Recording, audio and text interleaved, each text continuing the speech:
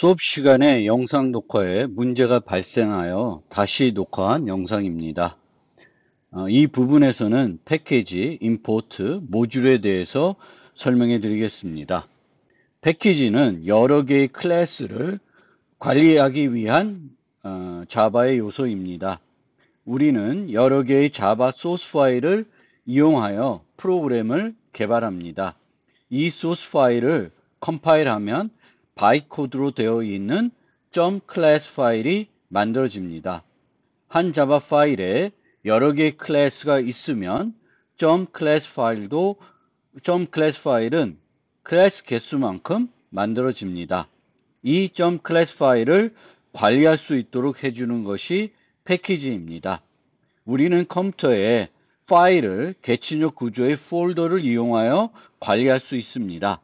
패키지도 이와 동일하게 .class 파일을 개취적 구조의 폴더 형태로 관리할 수 있도록 해줍니다.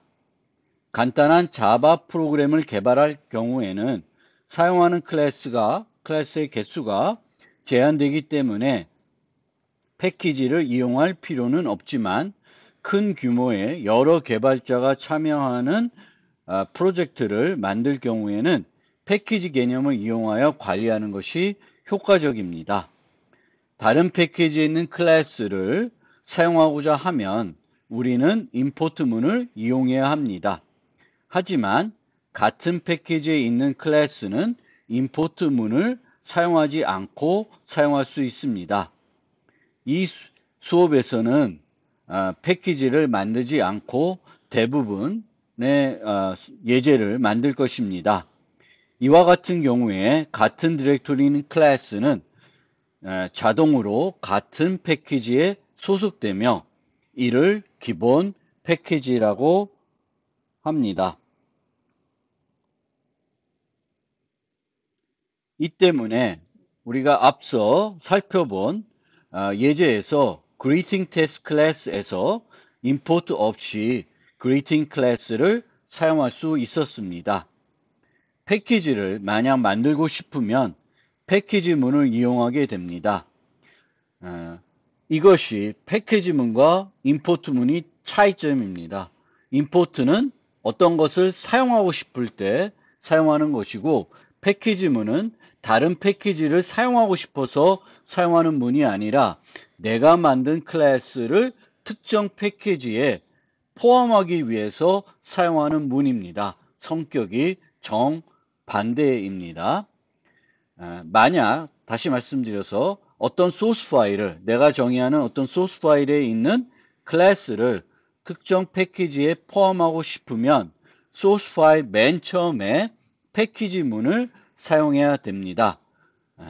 그런데 패키지는 계층적 구조의 폴더를 이용하므로 만들고자 하는 패키지와 같은 구조의 폴더를 미리 만들어야 하며 자바 소스는 패키지 이름에 해당하는 폴더에 위치해야 됩니다. 예를 들어서 우리가 koreatech.cs라는 패키지를 만들고 싶으면 koreatech이라는 폴더 밑에 cs라는 폴더를 만들어야 되고 이 폴더에 만약에 a라는 클래스를 포함하고 싶으면 그 a라는 클래스가 포함된 소스 파일이 이 폴더에 있어야 합니다. 그래야 올바르게 컴파일이 됩니다. 즉 패키지 문에서 패키지 koreatech.csc.a 이런 식으로 사용을 하게 되면 A는 안 쓰겠죠. 패키지 할 때는 이렇게 내가 만드는 이 소스 파일에 있는 모든 클래스를 koreatech.cs에 포함시키고 싶으면은 이런 식으로 패키지 문을 사용하게 되겠고 여기서 koreatech CSE는 폴더 이름이라고 생각하시면 되겠습니다. 그래서 koreatech이라는 폴더 밑에 CSE라는 폴더가 있어야 합니다. 이렇게 우리가 패키지를 사용하는 이유는 여러 클래스를 관리하는 것이 편리하기 때문에 그렇고 또 패키지가 다르면 똑같은 이름의 클래스를 만들 수도 있습니다. 우리가 A라는 사람이 개발을 하고 B라는 사람이 개발을 하면 내부적으로 여러 클래스들을 만들어서 만들어야 되는 주요 클래스를 만들 수 있습니다. 이럴 경우에 패키지를 분리해서 만들게 되면은 이 사용자가 만드는 클래스가 있을 수 있고 또 이 사람이 만든 클래스가 있는데 이름이 같더라도 문제가 안 됩니다. 이 클래스가 A라는 사람이 만든 클래스와 B라는 사람이 만든 클래스가 이름이 같더라도 퍼블릭 클래스가 아니면은 전혀 충돌이 되지 않고 사용하는데 문제가 없습니다. 그런데 두 개의 클래스 패키지가 똑같은 이름의 퍼블릭 클래스를 포함하고 있으면 이를 사용할 때 여러 문제점이 발생할 수도 있습니다.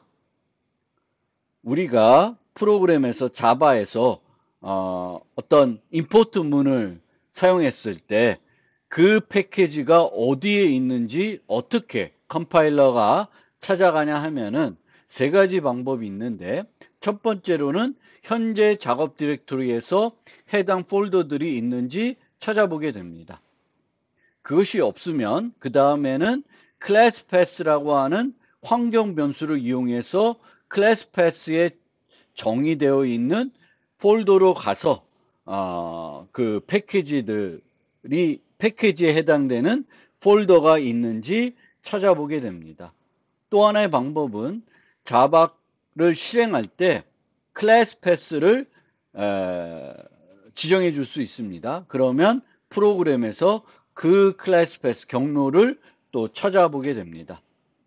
그런데 이클립스에서 여러분들이 프로그램 할 때는 이런 클래스 패스라는 환경 변수나 이런 클래스 패스라는 옵션을 줘서 사용하지 않고 그 패키지가 그 라이브러리가 있는 그 프로그램 자체를 프로젝트에 직접 포함시켜 가지고 사용하게 됩니다.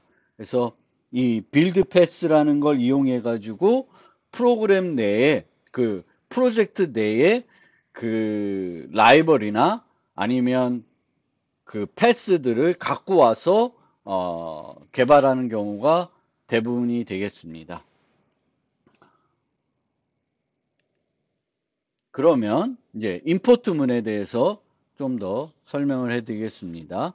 그래서 임포트는 다른 패키지에 있는 클래스를 내가 프로그램할 때 사용하고 싶을 때 사용하게 되겠고요. 주로 우리는 자바 라이브러리에 있는 클래스들을 사용할 때 임포트 문을 사용하게 됩니다.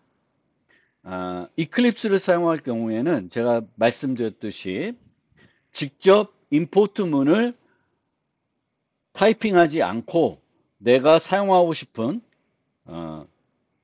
자바 라이브러리 클래스를 이용해서 프로그램을 하게 됩니다. 그러면 이클립스에서는 그 문장을 에러로 표시해 줍니다. 왜냐하면 그 클래스가 어디에 있는지 뭔지 컴파일러는 모르기 때문에 에러가 납니다. 그러면 이클립스에서는 자동 고침 기능이 있습니다. 그래서 그 자동 고침 기능을 이용하면 문을 자동으로 추가할 수 있습니다. 그래서 그것을 이용하는 것이 좀 더 쉽게 프로그램하는 방법이 되겠습니다.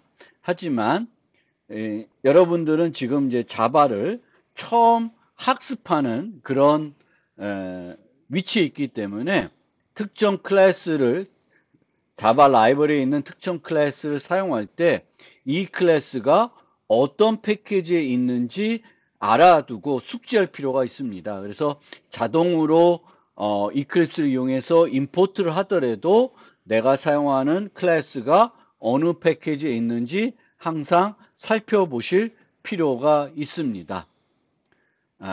그런데 자바 라이브러리 중에 자바 랭이라는 패키지가 있고 이 자바 랭에 있는 패키지에 있는 클래스들은 임포트 하지 않아도 사용할 수가 있습니다.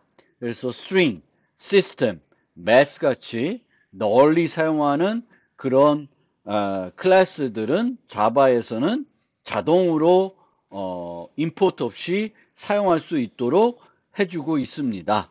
그래서 어떤 클래스들은 임포트 없이 사용할 수가 있고요. 실제로 원래 모든 클래스를 우리가 임포트 하지 않고 사용할 수도 있습니다. 근데 그렇게 임포트 없이 사용하기 위해서는, 임포트문 없이 사용하기 위해서는 완전 경로를 줘야 되는데, 즉 클래스 이름 앞에 이 클래스가 어떤 패키지에 소속되어 있는지를 다 써주는 거죠. 그런데 이렇게 프로그래밍 하기에는 매우 번거롭습니다. 그래서 이런 식으로 프로그래밍 하는 경우는 거의 없습니다. 단 이게 언제 필요하냐면은 똑같은 클래스가 여기에도 있고 여기에도 있는 경우에는 이 방법을 사용할 수밖에 없습니다. 예를 들면 자바 뭐 A.A가 있고 자바 B라는 패키지에 또 A라는 클래스가 있을 때 이 두 개를 임포트하고 여기다가 A를 쓰면 이 A가 여기 A인지 여기 A인지 알 수가 없죠. 이럴 때에는 무조건 앞에다가 완전 경로를 쓰지 않고는 사용할 수가 없습니다. 하지만 자바 표준 라이브러리에는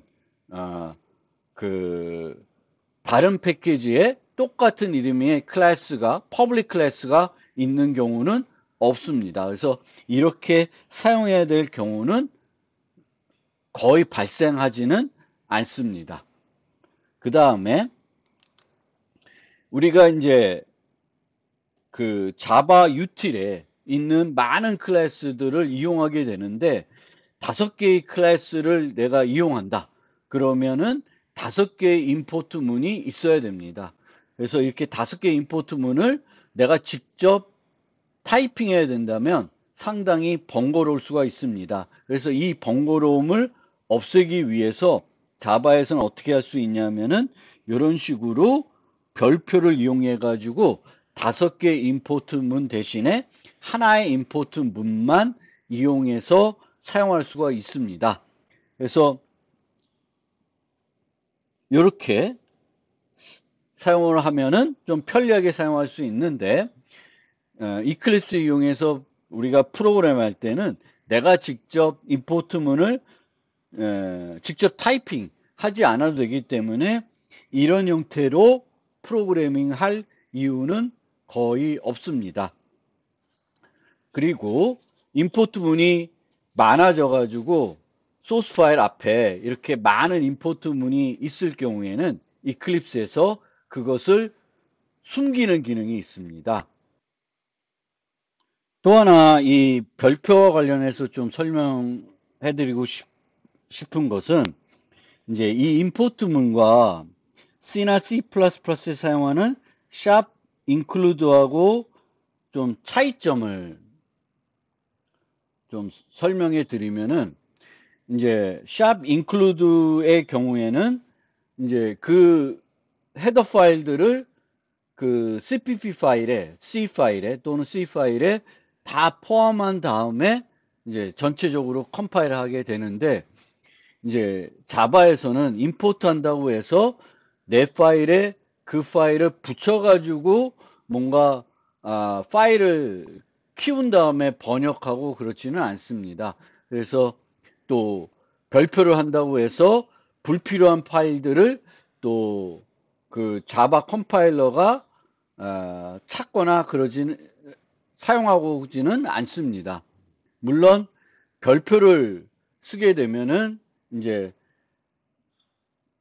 자바 컴파일러가 어떤 클래스가 있을 때 그 클래스가 어느 유틸 중에 어디에 있는지 찾아야 되겠지만 그거는 컴파일 시간에 발생하는 일들이기 때문에 나중에 뭐 실행 시간에 별표를 쓴다고 해서 느려지거나 뭐 그러지는 않습니다. 그래서 뭐 별표 쓰는 것 자체에 문제는 없는 건데 말씀드린 것처럼 이제 우리가 학습하는 과정에서는 내가 사용하는 클래스가 어느 패키지에 소속된 건지는 늘 이제 숙지하고 있어야 되기 때문에 제가 설명해 드린 대로 임포트를 직접 타이핑하기보다는 이제 그런 식으로 하나씩 일일이 내가 유틸에 있는 걸 5개를 쓰더라도 그 임포트문을 5개 있게끔 사용하는 게 편한 방법이 될 것입니다. 그리고 이 별표는 모든 경우에 사용할 수 있는 건 아니고 클래스 위치에서만 사용할 수가 있습니다. 그래서 뭐 이런 식으로 임포트 별표 해가지고 알아서 찾게끔 한다든지 이렇게는 할 수가 없고요. 이제 임포트 문에서 패키지 이름은 온전히 나와야 되겠고 그 패키지에 여러 개의 클래스가 있을 수 있는데 그 여러 개의 클래스를 여러 임포트 문으로 임포트하지 않고 하나의 임포트 문으로 임포트할 수 있게 해주는 요소이다. 맨 마지막에만 별표를 사용할 수 있다. 이렇게 이해하시면 되겠습니다. 그 다음에 이제 자바 라이브러리가 이렇게 패키지 형태대로 만들어져 가지고 제공이 되고 있고요. 우리도 큰 프로그램 만들 때 패키지를 이용해서 나눠 가지고 프로그래밍 개발할 수가 있습니다. 그런데 이게 더 커지면 또 패키지가 너무 많아지니까 이렇게 그 패키지들을 좀 더 상위 개념에서 또 관리할 수 있는 어떤 요소가 필요하게 됐습니다.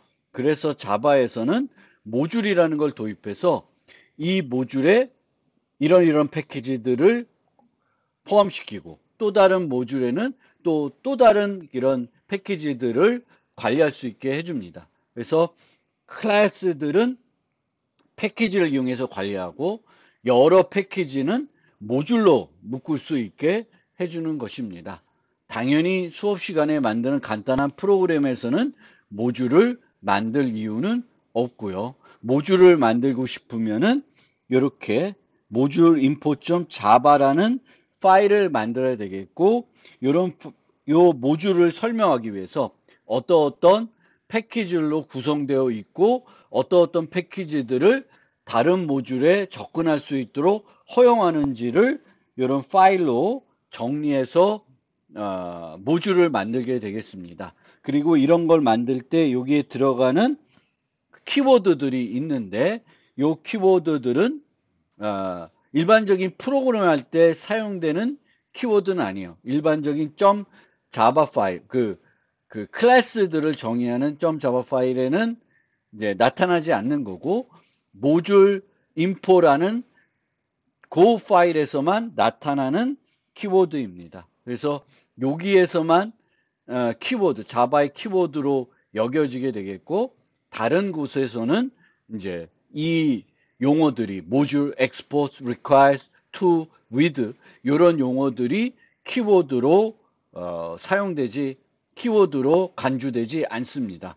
그래서 그런 키워드들을 우리가 제한적 키워드라고 합니다. 즉 특정한 곳에서 특정한 위치에서 사용될 경우에만 키워드로 인식이 되는 그런 키워드들을 우리가 제한적 키워드라고 합니다. 모듈에 대해서는 요걸로 간단하게 설명을 마무리하겠습니다.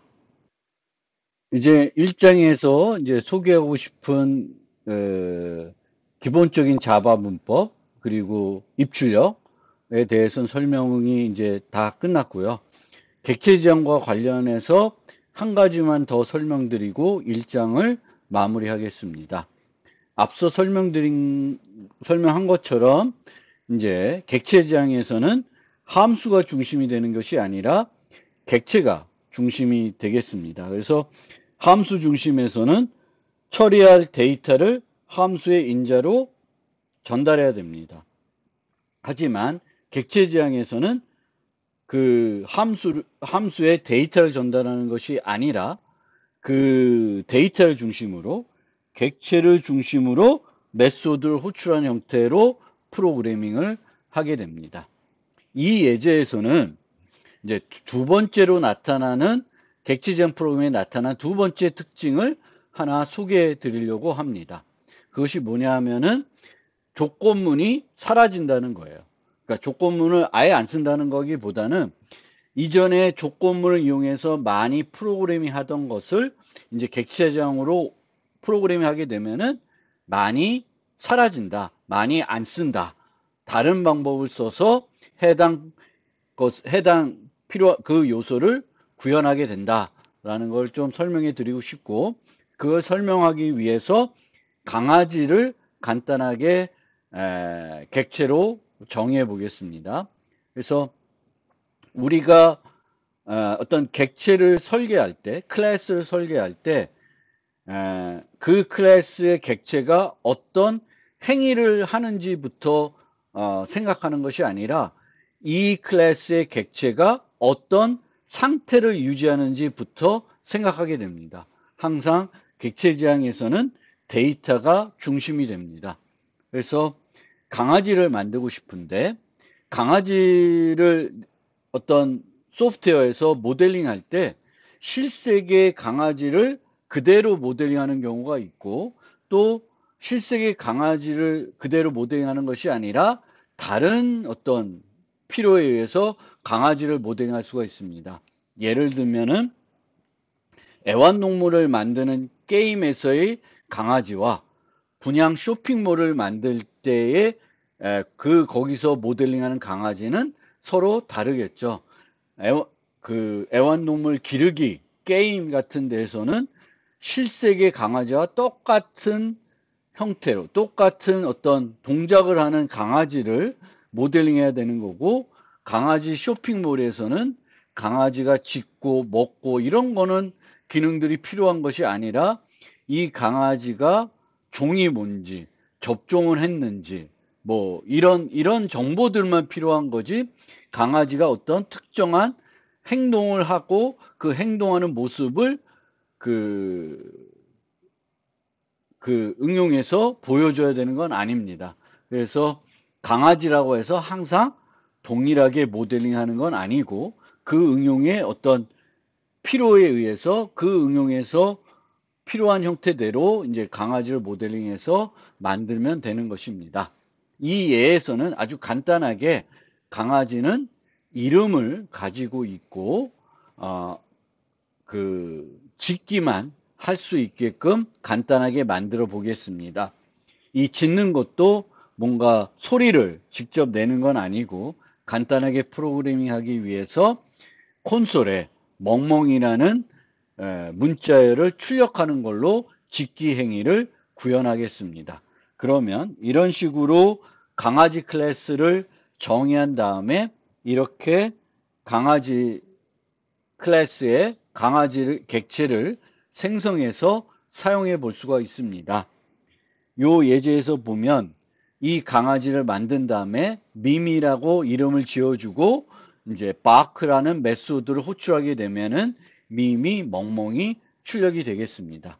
만약 이름을 미미가 아니라 뭐 장군으로 바꿔주면은 그때 바크를 호출하게 되면은 장군, 멍멍 이렇게 출력이 되겠죠. 즉 객체의 상태에 따라서 그 객체의 이름이 뭔지에 따라서 이제 바크 메소드는 다르게 결과를 보여주게 되겠습니다. 근데 이렇게 강아지 클래스를 만들어서 잘 사용하고 있었는데 이제 기능을 좀 추가하고 싶은 거예요. 그래서 어떤 강아지들은 멍멍으로 출력해주고 어떤 강아지는 왈왈 이렇게 출력하고 싶은 거예요. 그러면은 보통의 우리가 예전에 일반적인 프로그램에서 이럴 땐 이렇게 하고 저럴 땐 저렇게 하고 싶다. 그러면은 뭘 사용해서 프로그래밍 하냐면은 조건문을 이용해서 프로그램하게 되겠습니다. 이런 식으로 조건문을 이용해 가지고 종이 시추이면은 왈왈, 시추가 아니면 멍멍 이렇게 출력하게끔 만들게 되겠죠. 그래서 예전 방식인 거죠. 그래서 일반적인 프로그래밍에서는 뭔가 어떤 조건에 따라서 이렇게 행동하고 저렇게 행동해야 될 때에는 이제 조건문을 이용하게 되겠습니다. 그런데 이제 객체 지향에서는 이렇게 조건문이 필요할 때 조건문을 이용하지 않고 다형성이라는 어떤 객체 제한 개념을 이용할 수 있고요. 이 다형성을 이용하기 위해서는 상속이라는 것을 사용하게 됩니다. 상속은 우리가 모델링하는 것을 계층적으로 모델링할 수 있게 해줍니다. 그래서 애완동물을 만들고 애완동물의 종류로 강아지, 고양이를 만들고 또 강아지 밑에 뭐 시추, 진돗개 이렇게 만들 수 있게 해주는 거예요. 그래서 우리가 강아지와 고양이를 만들 때 똑같이 공통적으로 필요한 기능이면은 각각 중복해서 만들지 않고 애완동물에다가 하나만 만들어주는 겁니다. 그래서 이 예제에서는 강아지라는 클래스를 만들고 어떤 종류마다, 강아지 종류마다 다른 소리를 내야 된다 그러면은 이제 강아지가 공통적으로 가지는 기능은 dog이라는 클래스에 만들고 다르게 행동해야 되는 부분들은 상속을 해가지고 시추라는 클래스, 진돗개라는 클래스, 뭐 말티즈라는 클래스 등등을 만들어가지고 코딩을 하게 됩니다. 이렇게 코딩을 하게 되면은 조건문이 없어지게 돼요. 그래서 여기에 시추라는 클래스를 만드는데 강아지를 상속해서 만들고 있습니다. 그러면 이렇게 해서 강아지를 만들 때 시추라는 강아지를 만들어서 사용을 하게 되면 사용해서 여기서 d.bark라는 메소드를 호출하게 되면은 멍멍이 출력되는 게 아니라 왈왈, 미미, 땡땡, 왈왈이 출력이 됩니다. 즉, 이 코드를 보면은 조건문이 하나도 없지만 내가 생성하는 객체가 시추인지 진돗개인지 또 뭐 푸들인지에 따라서 다 각각에 맞는 행동들을 하게 됩니다. 이거를 우리가 객체 제한 개념에서는 다형성이라고 하고 이 다형성을 이용하기 위해서는 이런 식으로 상속이라는 개념을 활용하게 되겠고요. 자바에서 상속을 할 때 어떤 문법을 사용하냐면은 extens라는 걸 이용하게 됩니다. 똑같이 클래스를 정의하면서 클래스 이름 다음에 extends dog 하게 되면은 이 시추 클래스는 dog이라는 클래스를 상속받는 형태가 되겠고 여기서 dog은 시추의 부모 클래스가 되겠고 시추는 dog의 자식 클래스가 됩니다. 그래서 이 시추 클래스는 여기에 있는 모든 멤버 변수와 메소드를 자동적으로 포함하게 됩니다.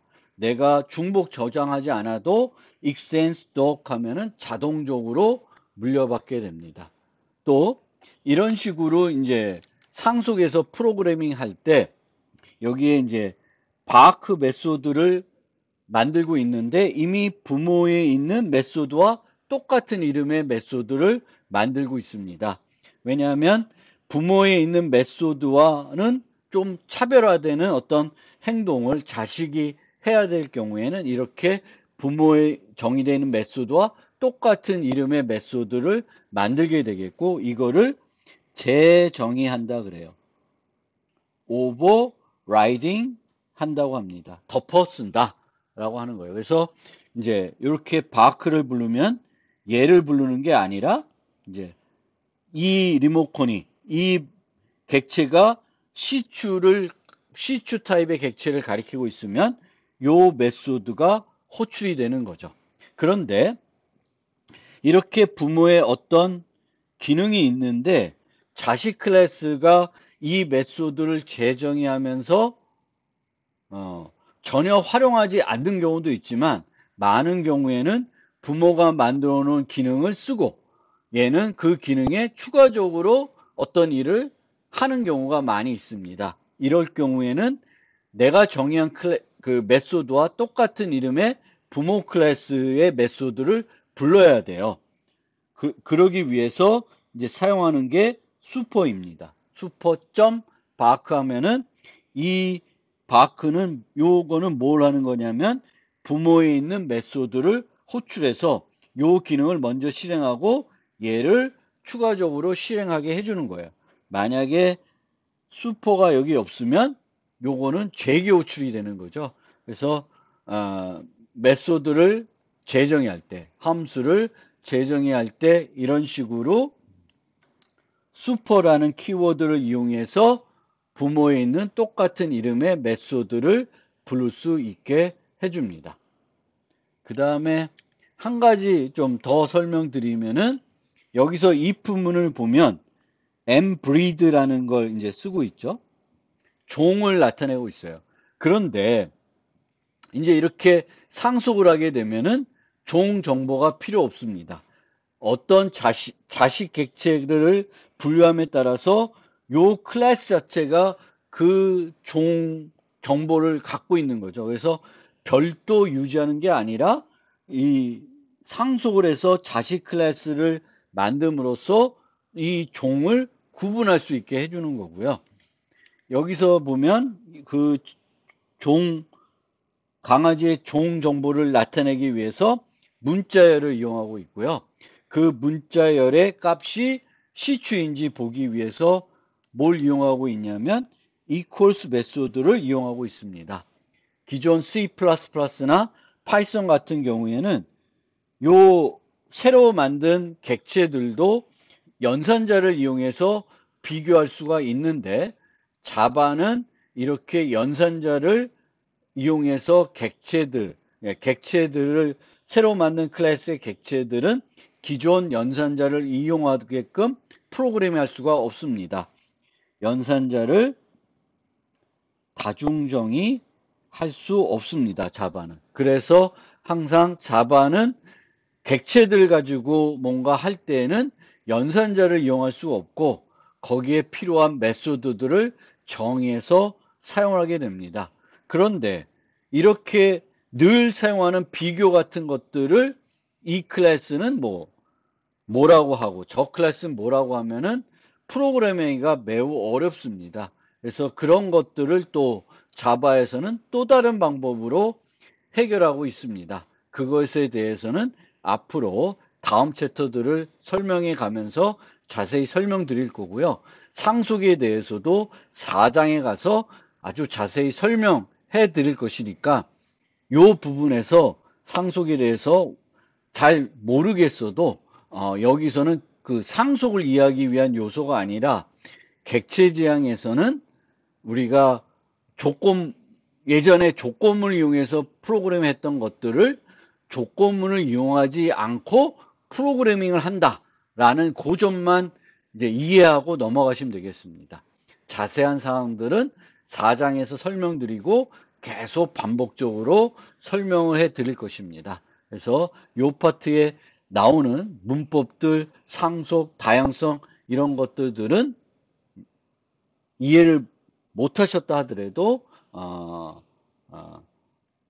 계속 반복적으로 설명해 드릴 거니까 크게 신경 쓰지 않으셔도 되겠습니다. 이것으로 그 1장에 대한 설명을 모두 마무리하겠습니다.